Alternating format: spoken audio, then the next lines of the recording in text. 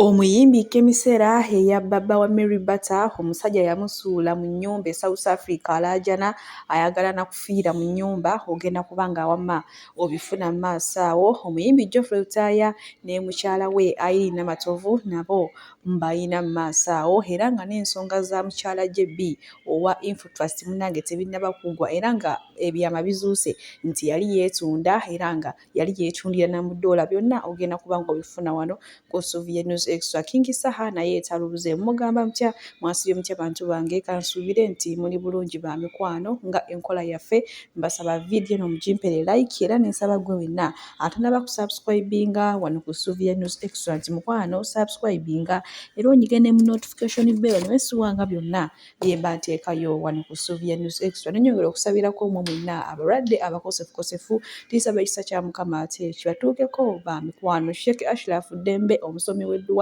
akola ku nsonga z'amaka oyagala kufuna butuuze bweru business nga tezitambula bulungi obanga gwe ogobye ku by'okugenda bweru mukwano nga bakulya buli ssente zo mukubireko enamba y'essimu eryawo. Munnange sigenda kukuyisa nkutandise ne munnamasaka munnange abantu bakwagala oyina w'oli aliripa zono yali yabula akabanga akawera naye munnange n'agenda n'akuba oluyimba olw'enkudi abantu ne baddamu ne bamwagala era yabeerako ko ne mu kibiina ekya Boys Dormitory ne munnange wenjogerera ssaawa zino okuva akayimba kwe baakawera maama ebintu byatabuka musajja wati abeera eyo nga yeekubagiza yaddayo kati n'embwaka naabe omanyi luli yayozanga emmotoka najja n'ayimba nakakati musajja watu yabiddamu abeera mu kwekubagiza essanyu tayina yadde n'akatono. Kale bwe tweyongerayo ew'omuyimbi Geoffrey Rutaya ono nno olunaku olwaleero ebadde press conference jjukira ayinayo show awo ennaku z'omwezi nga 14 ku lunaku lw'abaagalana omwezi ogwokubiri ngenda kubanga mbawa ebitonotono ebibaddeyo mu press conference naye maama ng'ayina abaana ab'ekyejo abaana bakaabye munnange abaana ati dadi abaana mami fe munnange twali tetubisuubira ati biki bannange sooka olabe ekibaddeyo ate tusobole okweyongerayo wamma n'agaleero ndowooza munnange muzadde mulungi afaayo eri abaana be abalabirira kuba baaba toyinza kukaaba ebyo nga muzadde wakulabirira obanga kale akuyisa bubi.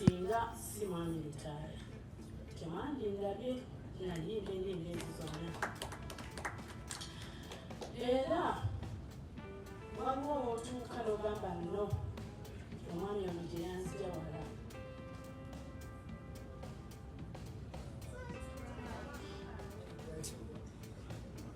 nze mwami Rutaya oyo yansanga ng'emyaka gikyali mito buli mazima nali kuba kivale nanzira mazima gange nandaba nali ntudde wali njogera ku music soogera ku love njogera ku music. Bw'atyo munnange mukyala wa Geoffrey Rutaya Irene Namatovu bw'atyo bwe yeebazizza ate omuhusband era nga butereeva ate katusooke tugendeko omusaala omusumba oba pasita Bugemba ate gy'atuwadde basuuse na ssaala omanyi mu kutya Mukama amagezi mugasookera then ne balyoka bakola ebiddako. Abye Mukama taata otwale okusiima kwaffe tetuli we are not blind tetuli bazibe tukimanyire ddala nga Honorable Rutaya bwagambye bangi baatandika naye bangi baasiga bangi baafukirira naye gwameza era gwakuza weebale nnyo nnyini ddala nti olwaleero 32 years later Honorable Rutaya Papa Message bayimirira ku stage ensi neekuba enduulu ekyani akisobola okuggyako ggwe. Ayi Mukama tukwenza olwaba mawulire naba batubeerera wabatubeerera family tumanyire ddala nti omusizi asiga afukirira ne Mukama yameza tusiimye ebirungi byokoze ate ne tukwasa February 14th ayi Mukama gwabaawa Honorable Geoffrey Rutaya obuwanguzi koma ku nsi n'ensi y'abantu bajje bajjule wano ayi Katonda ate buli kimu kitambule bulungi. Tukweyanziza nnyo ng'omuntu zijjukira lwe bajja nga neŋŋanga aloota ekitiibwa kye bampeesa ne bannyanjula eri ensi kwebaza nti yazireeta nange nsobola otula ku meeza nabo kitiibwa ntendo bikuddire 14 tugisiirinze mu musaayi gwa Yesu abalala beesiga amagaali gaabwe abalala embalasi zaabwe abalala abalogo naye bo beesize gwe ayi Katonda omuyinza buli kintu tukweyanziza era nsabye ne guno omwaka gubeere mulungi eri Honorable Rutaya. Amiina. Tusoose na musaalo manyi bagamba mu kutya Mukama amagezi mwe gasookera byonna obikola naye ky'obeera olina okulembeza abeera Mukama Katonda. Naye munnange press conference eno ebaddewo naye nga y'amaziga meereere okuva ddala ku Mami Irene Namatovu akaabye amaziga n'agamba singa sigwejjo n'alibaddewa tubadde tukyali awo nga n'omwana ono nno tugambe bamuguza kyejo Bettina Namukasa nga naye akaaba amaziga amayitirivu ennyo. Mami, Daddy, biki Grace Kani simulabyewo, Enule Mwaji simulabyewo, abayimbi abasinga sibalabyewo bate Bostole ki kale butereevu kasooke tulabye Bettina Namukasa ng'ate ayogerako eri taata we ne maama we abamuzaalira obukulu. Tweyongereyo n'aga leero.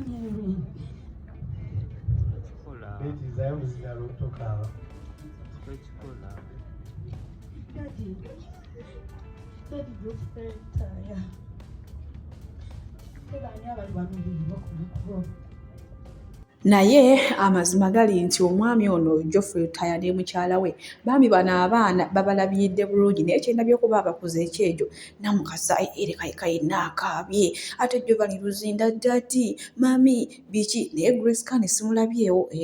simulabyewo naye nga yo kyolina okumanya press conference yonna ebadde y'amaziga meereere nga bagamba singa gwe Daddy ne Mami buno obudde ffe tetwali badde wano mazima twali tuli bubinyo bingi kale bibazze nga boogera nga bagezaako okumulaga omukwano bwe. Tweyongerayo ewa King Saha munnange olunaku lwaleero bwatyo bwasasamazizza ekibuga abantu bannange bamwagala luli baali bagamba nti Alien Skin yabadde akyasinza okubeera n'abantu kale abangi nnyo ng'ayise mu kibuga naye ye King Saha mumulaba kyendaba kyekyo do you see what I'm saying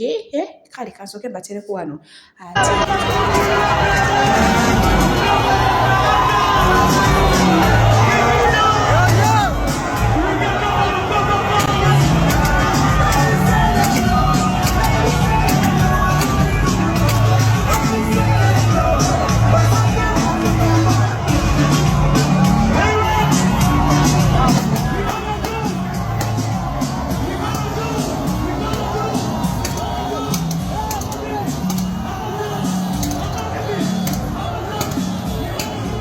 bwe tweyongerayo ne mukyala JB munnange oluvannyuma lw'okujja ng'asibisanga bakadaama wabajjako ssente ze nabo munnange basazeewo banyeege era nga baleese n'egyenvuddewe ono omukyala yali yeetunda ng'alina app kwe yeetundira era yali yeetundira mu ddoola era erinnyako obudde lye yali akozesa nga yeetunda yali yeeyita London Queen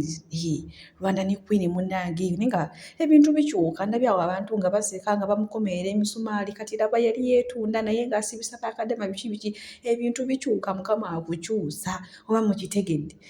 obufaananyi babuleesaawo mama yenna ng'ali bulala naye abantu nga tuva wala yali yeetunda buno obudde yebiliyoniya ebintu bikyuka sooka olabe wano Donasiya ng'akuwa ebisinga do not tap into the blessings. Some blessings guys you are tapping into the long blessings I'm telling you. Ndi kusaidia mchala info trust ya usivao naye mama information ngetiisa abantu bange kazi watu shoka kati mukazi wa kitiibwa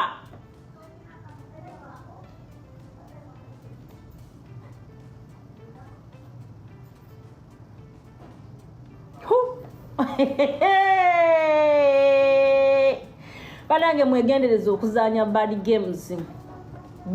games omuganda yalogera n'alugambuka lyaddakaddadda bukeera ku makya ekintu nekijja nekituula mu pulezidenti yo n'ogamba Mukama nkoze ntya okukizaayo mu paasi faanani bwandibadde buvaayo akati ate mukyala Jebbi mukazi ow'ekitiibwa ensi yonna yonna gwetya obuvidiyo tebuvuddeyo akafaananyi tekavuddeyo simanyi yali yeetunda $19 19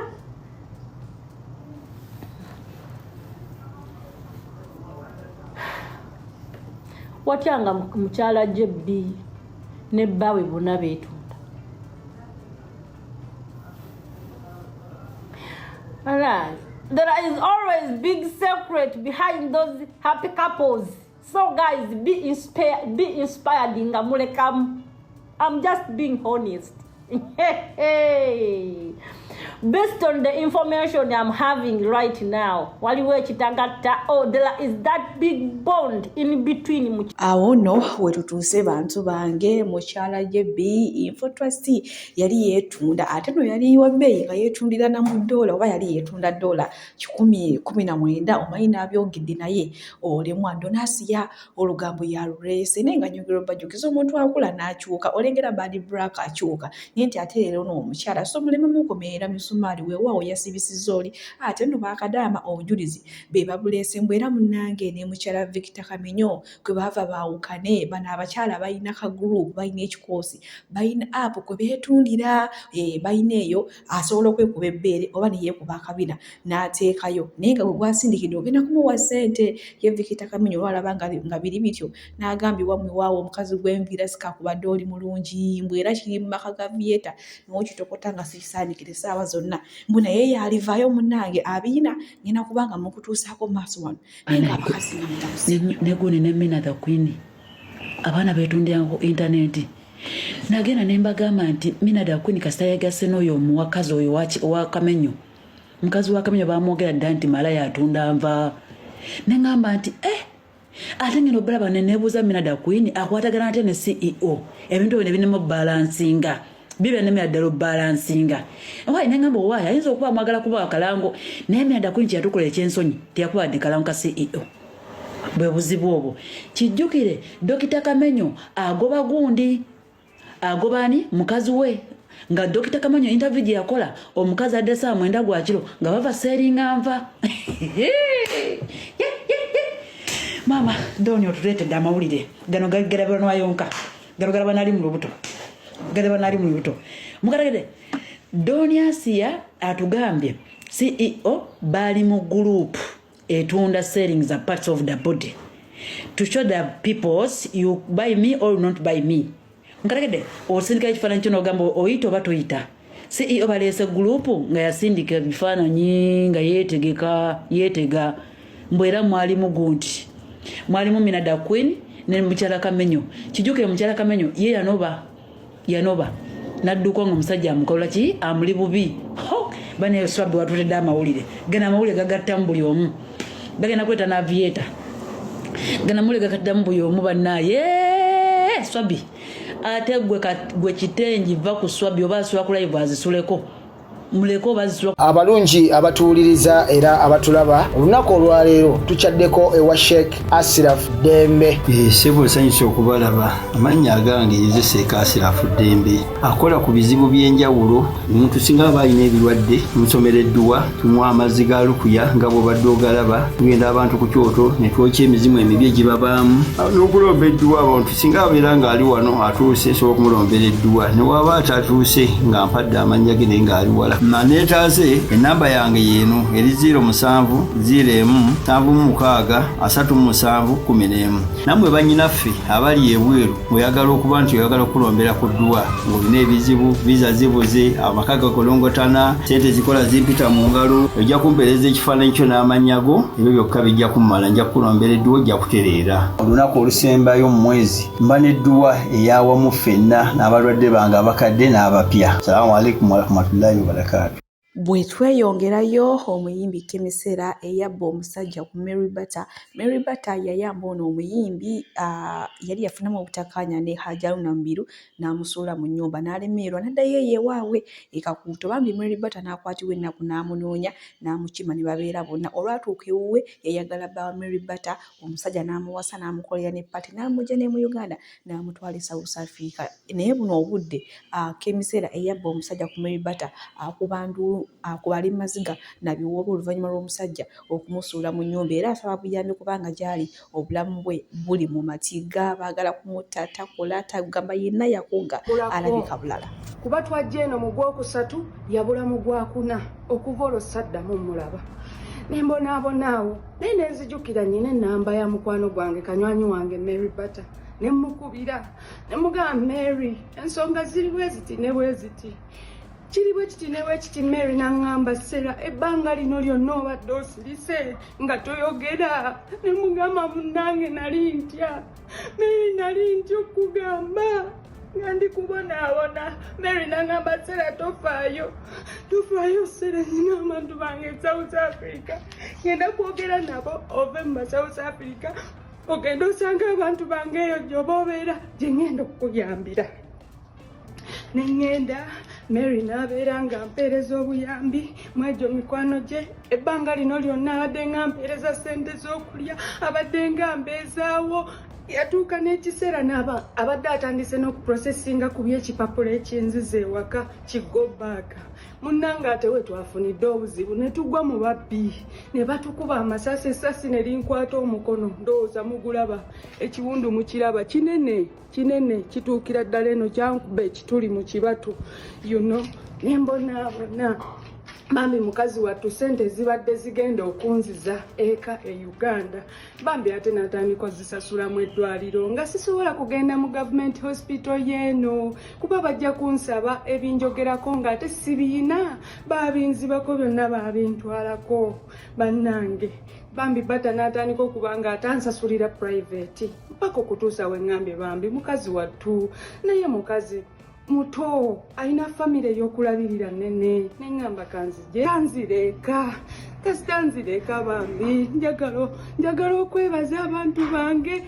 batabe yansindikamu bandabiridde bulungi mukama bawa omukisa neneebaza bata wange webale mukwano gwange kyendabye omuntu mu nsi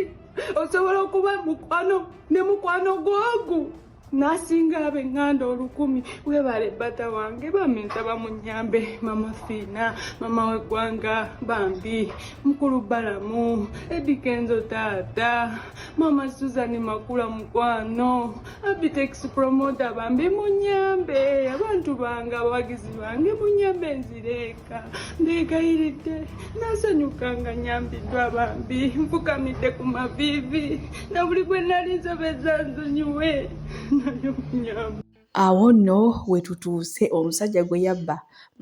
yatuuka eyo n'amusuulayo South Africa mukazi wattu kati gaakaaba gaakuma naye ngenda kwebazaamukko Mary Bata ak'ensuuso omanyi omuntu yakubira omusajja okukubira ng'ate ayagala omuyamba omusajja gwe yakubbako yamusuula mu nnyumba byannaku naye ate ogamba birimu ekyokuyiga ate kozi baba tukaaba we tuseka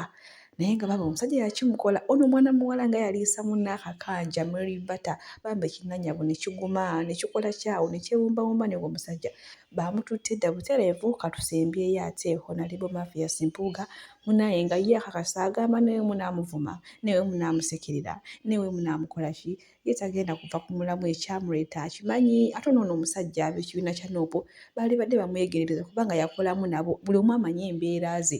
asobola okukola ekintu kyonna kubanga buli omu yamusoma ye yagendayo na mission bo baali bamanyi nti nno muntu bali wamu balwanisa kujjako muntu naye nga naye ali ku birala kale ngenda kubanga mubalekerako nze ebyaliwo ensi ebiraba byali ku kamera sobola kukozesa kigambo kimu kyokka nti bya buswavu mu mulembe guno sirina kyamanyi kyenyinza kubyongerako